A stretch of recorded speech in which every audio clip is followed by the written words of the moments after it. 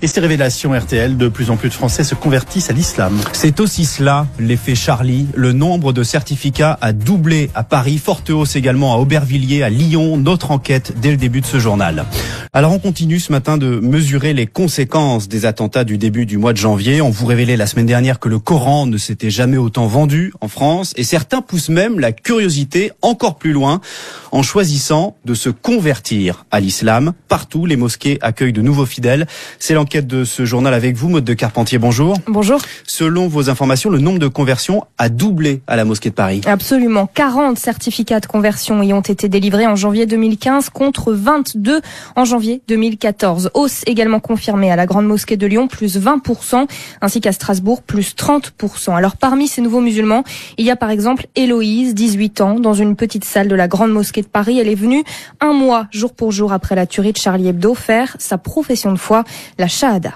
Ashhadu an la ilaha. Pour l'occasion, la jeune fille porte un long djilbab noir, un voile qui la couvre de la tête aux pieds. Cette esthéticienne du Val d'Oise a été élevée par une mère catholique, mais elle a grandi entourée d'amis musulmans.